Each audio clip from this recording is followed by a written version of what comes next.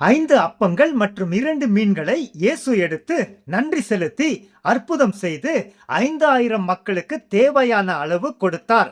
அவர்கள் திருப்தி அடைந்த பின்பு இயேசு தம்முடைய சீடர்களை பார்த்து, ஒன்றும் வீணாக போகாதபடிக்கு மீதியான துண்டுகளை சேர்த்து வையுங்கள் என்றார். NIV இங்கிலீஷ் பைபிளில் gather the pieces that are left over, let nothing be wasted என்று வாசிக்கிறோம்.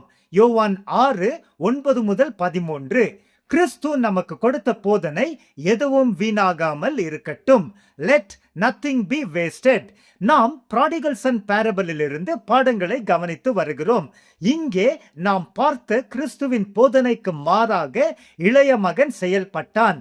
அவன் துன்மார்க்கமாக வாழ்ந்து தன் சொத்தை அழித்து போட்டான். லூக்கா 15:13. தொடர்ந்து வரும் சில வசனங்களில் அவன் தனது சொத்தை வீணடித்த பின்பு அவன் கடுமையான பாடுகளை அனுபவித்தான் என்று வாசிக்கிறோம். பிரியமானவரே, பல மனிதர்கள் கேர்லெஸ்ஸாக வாழ்ந்து தேவன் கொடுக்கும் நேரம், காலம், பணம், நல்வாய்ப்புகள், உடல் சுகம், ஆரோக்கியம், திறமைகள், தாளந்துகளை எல்லாம் வேஸ்ட் செய்து பின்பு பரிதாபமாக துன்பம் அனுபவிப்பதை நாம் காண்கிறோம். நீதிமொழிகள் புத்தகத்தின் 5ஆம் அதிகாரம் 1-14 வசனங்களில் ஒழுங்கினமான பெண் வழியாக வரும் நஷ்டங்களை சாலமோன் விவரித்து இருக்கிறார்.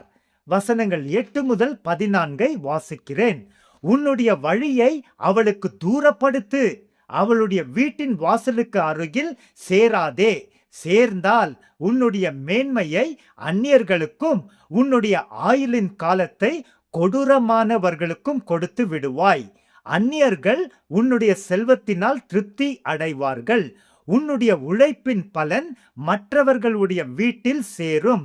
முடிவிலே உன்னுடைய மாம்சமும் உன்னுடைய சரீரமும் உருவழியும் போது நீ துக்கித்து, ஐயோ, போதகத்தை நான் வெறுத்தேனே, கடிந்து கொள்ளுதலை என் மனம் அலட்சியம் செய்ததே, கொஞ்சம் குறைய எல்லா தீமைக்கும் உள்ளானேனே என்று முறையிடுவாய்.